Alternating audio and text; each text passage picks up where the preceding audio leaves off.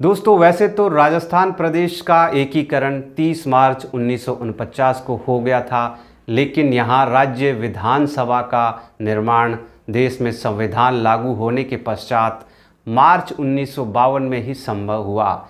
इस अवधि में यहाँ प्रदेश कांग्रेस का अंतरिम शासन रहा, जिसे दिशा निर्देश भारत सरकार का तत्कालीन रियासती मंत्रालय देता था। इसके अध्यक्ष भारत के तत्कालीन गृह मंत्री और उप प्रधानमंत्री सरदार वल्लभ भाई पटेल तथा सचिव वीपी मेनन थे। राजस्थान की प्रथम सरकार श्री हीरालाल शास्त्री के नेतृत्व में गठित हुई, जिन्हें 30 मार्च 1949 को शपथ दिलाई गई राज्य प्रमुख सवाई मान सिंह ने।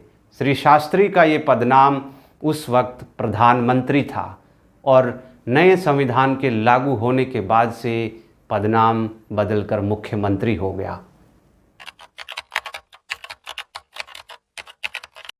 राजस्थान की प्रथम विधानसभा के लिए 11 दिनों तक मतदान चला। चूँकि आज की तरह 1 या 2 दिन में मतदान कराना संभव नहीं था, इसलिए इस चुनाव में 11 दिन लग गए। इस चुनाव में कुल 11 दलों के 616 प्रत्याशियों ने अपना भाग्य आजमाया। पहली विधानसभा में सीटों की कुल संख्या 160 थी, जिसमें से 139 सामान्य, 16 अनुसूचित जातियों तथा 5 सीटें अनुसूचित जनजातियों के लिए आरक्षित थे। इसमें बांसवाड़ा का बागीदोरा क्षेत्र केवल अनुसूचित जनजातियों के लिए आरक्षित था। वहीं 4 क्षेत्र ऐसे थे जहां एक ही सीट से 2 सदस्य चुने जाने थे। यहाँ पर सामान्य के साथ साथ अनुसूचित जनजाति के एक प्रत्याशी भी चुने जाते थे। ये क्षेत्र थे डूंगरपुर, प्रतापगढ़ निम्बाहेड़ा, सराड़ा सलूम्बर तथा शायरा। ऐसे क्षेत्रों को द्विसदस्यीय क्षेत्र कहा जाता था। पहले विधानसभा चुनाव में कांग्रेस के 7 प्रत्याशी निर्विरोध चुन लिए गए थे, इसलिए 153 सीटों पे ही मतदान हुआ। चुनाव में मतदान का प्रतिशत लगभग 38% रहा। वहीं अवैध मतों का प्रतिशत 2.5% रहा। कांग्रेस के कुल 153 प्रत्याशियों में से 82 ने अपनी जीत दर्ज की। राम राज्य परिषद को 59 सीटों में से 24 सीटों पर जीत मिली। भारतीय जनसंघ के कुल 50 सीटों पर चुनाव लड़े गए और उनमें से 8 सीटों पर जीत मिली। वहीं कृषिकार लोक पार्टी ने कुल 46 सीटों पर चुनाव लड़ा और 7 सीटों पर जीतने में सफल रहे। हिंदू महासभा ने कुल 6 सीटों पर चुनाव लड़ा था, जिसमें 2 सीटों पर विजय मिली। वहीं कृषक मजदूर पार्टी के 6 उम्मीदवारों में से केवल 1 को जीत मिली। प्रजा समाजवादी पार्टी का केवल 1 ही उम्मीदवार पहली विधानसभा में पहुंच सका। इस चुनाव में 229 निर्दलीय प्रत्याशियों ने अपना भाग्य आजमाया, जिसमें से 35 प्रत्याशी पहली विधानसभा में पहुंचने में सफल रहे। कांग्रेस के तत्कालीन मुख्यमंत्री जयनारायण व्यास 2 जगह से चुनाव लड़े, जोधपुर बी और जालोर ए, मगर दोनों ही जगह से यहां उनको हार का सामना करना पड़ता है। जोधपुर ए से खुद महाराजा हनुमंत सिंह उनके सामने थे। वहीं जालोर में जागीरदार माधो सिंह व्यास को पटकनी दे देते हैं और इस तरह 23 जनवरी 1952 को राजस्थान की पहली विधानसभा का गठन हुआ।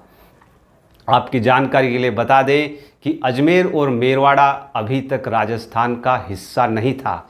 इसकी 30 सदस्यों की एक अलग से विधानसभा थी, जिसमें 6 क्षेत्र जो है वो द्विसदस्यीय क्षेत्र थे। ये क्षेत्र सामान्य के साथ साथ अनुसूचित जातियों के लिए रिजर्व थे। वहीं अनुसूचित जनजाति की बात करें तो यहाँ पे एक भी क्षेत्र उनके लिए नहीं था। जयनारायण व्यास की हार के बाद टीकाराम पालीवाल कांग्रेस विधायक दल के नेता चुन लिए जाते हैं और 3 मार्च 1952 को मुख्यमंत्री पद की शपथ लेते हैं। श्री जयनारायण व्यास हारे जरूर थे, लेकिन अभी तक हार नहीं मानी थी। उनकी तिकड़मबाजी अभी भी जारी थी। अजमेर जिले की किशनगढ़ सीट से कांग्रेस विधायक चांदमल मेहता का त्यागपत्र दिलवाया जाता है। सीट खाली करवाई जाती है जयनारायण व्यास के लिए और उपचुनाव में श्री जयनारायण व्यास वहाँ से जीत के विधायक बन जाते हैं और इस बार कुर्सी खाली करने की बारी मुख्यमंत्री टीकाराम पालीवाल की थी। पालीवाल ने 31 अक्टूबर 1952 को मुख्यमंत्री पद से त्यागपत्र दे दिया और जयनारायण व्यास को योजना अनुसार विधायक दल का नेता चुन लिया गया और 1 नवंबर 1952 को मुख्यमंत्री पद की शपथ ग्रहण की। लेकिन जयनारायण व्यास की मुश्किलें अभी ख़त्म नहीं हुई थी, बल्कि ये तो एक शुरुआत थी। इस कहानी में एक और मोड़ आता है। राजनीति में जितने ज़्यादा कद्दावर नेता होते हैं, असंतुलन या अस्थिरता की संभावनाएं उतनी ही ज़्यादा बढ़ जाती हैं। चाहे वो 90 के दशक में भारत की केंद्रीय राजनीति की भूचाल हो या राजस्थान के इस शुरुआती दौर की अस्थिरता, कारण एक ही था, नेताओं का जितना बड़ा कद उतना ही बड़ा ईगो और उतनी ही बड़ी वर्चस्व की लड़ाई। फिलहाल यही सब तो चल रहा था नए नवेले राजस्थान में। इधर मुख्यमंत्री जयनारायण व्यास ने 1954 में विपक्ष के 22 विधायकों को कांग्रेस में शामिल कर लिया, जिसमें अधिकांश राम राज्य परिषद के विधायक और विशेषकर राजपूत समाज के विधायक थे। इधर श्री पालीवाल मुख्यमंत्री पद से हटने के बाद मंत्री पद पर जरूर थे, लेकिन बदला लेने के मौके का इंतज़ार कर रहे थे और ये मौका उन्हें बहुत ही जल्द मिलने वाला था। हुआ यूँ कि श्री जयनारायण व्यास पर उनके मंत्री रामकरण जोशी का अधिक प्रभाव था और उनकी बढ़ती हुई लोकप्रियता से और उनकी बढ़ती हुई शक्ति से मोहनलाल सुखाड़िया, कुंभाराम आर्य और मथुरादास माथुर का धड़ा अपने आप को कमज़ोर महसूस करता था। ऐसी सिचुएशन में उन्होंने एक बड़े नेता माणिक्यलाल वर्मा के नेतृत्व में बगावत का बिगुल फूंक दिया। हालांकि माणिक्यलाल वर्मा टोंक क्षेत्र से सांसद थे कांग्रेस के और प्रदेश की राजनीति में उनकी ये बगावत समझ से परे थी। व्यास के विरुद्ध विधायक दल में बढ़ता हुआ असंतोष देखकर कांग्रेस हाई कमान ने यानी कि पंडित नेहरू ने व्यास को विधायक दल का विश्वास प्राप्त करने का निर्देश थमा दिया। 6 नवंबर 1954 सारे देश की निगाहें जयपुर पर टिके थे, जहां न केवल प्रदेश की राजनीति बल्कि पूरे देश के उस समय के लोकतंत्र के इतिहास में पहली बार ऐसा होने जा रहा था कि एक मुख्यमंत्री पद को लेकर एक वरिष्ठ और प्रतिष्ठित नेता का एक नए नेता मोहनलाल सुखाड़िया से खुला मुकाबला हो रहा था। इस मुकाबले में सुखाड़िया 8 वोटों के अंतर से जयनारायण व्यास को हराने में सफल रहते हैं।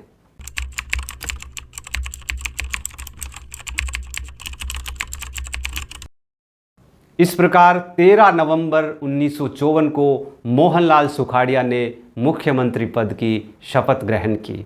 उठापटक से भरे इस पहले विधानसभा के कार्यकाल में राजस्थान प्रदेश ने 3 मुख्यमंत्री देखे, श्री टीकाराम पालीवाल, श्री जयनारायण व्यास और मोहनलाल सुखाड़िया। राज्य पुनर्गठन आयोग की सिफारिश पर 1 नवंबर 1956 को अजमेर का राजस्थान में विलय हो गया। इस विलय के परिणाम स्वरूप अजमेर मेरवाड़ा की 30 सदस्यों वाली विधानसभा राजस्थान की विधानसभा में विलय हो जाती है और दूसरी विधानसभा के चुनाव तक इसके सदस्यों की संख्या 160 से बढ़ के 190 हो जाती है।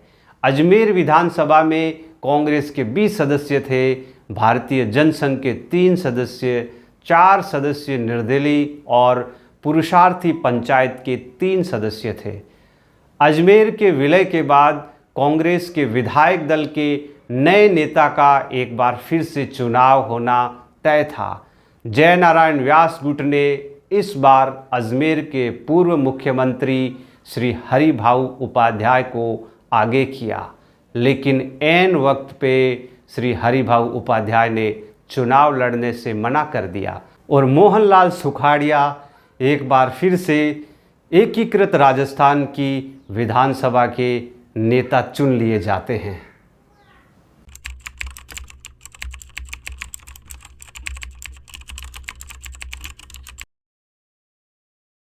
आइए अब नज़र डालते हैं पहली विधानसभा के कुछ महत्वपूर्ण बिंदुओं पर। पहली विधानसभा की पहली बैठक की हम बात करें तो ये 31 मार्च 1952 को हुई थी। पहली विधानसभा के प्रथम अध्यक्ष नरोत्तम लाल जोशी थे। पहली विधानसभा के प्रथम विपक्ष के नेता कुंवर जसवंत सिंह थे। पहली विधानसभा के कार्यकाल में उपचुनाव की अगर बात करें तो कुल 17 सीटों पर उपचुनाव हुए थे, जो आज तक का एक रिकॉर्ड है।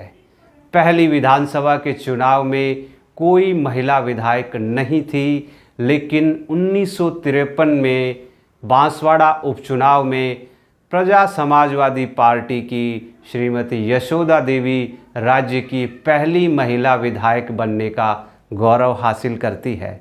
विधानसभा की दूसरी महिला विधायक की बात करें तो श्रीमती कमला बेनीवाल थी, जो 1954 में निर्वाचित हुई थी। तो दोस्तों, आज का ये एपिसोड आपको कैसा लगा कमेंट करके ज़रूर बताइएगा। मिलते हैं अगले एपिसोड में, जहां हम सुनेंगे विधानसभा चुनाव की रोचक और अनसुनी कहानियां, जिसमें दूसरी विधानसभा चुनाव की हम बात करेंगे। इस चैनल को सब्सक्राइब ज़रूर करें और बेल आइकन को दबाएं ताकि हमारे आने वाले वीडियोस की नोटिफिकेशंस आपको मिलते रहें। तो मिलते हैं अगले एपिसोड में। नमस्कार।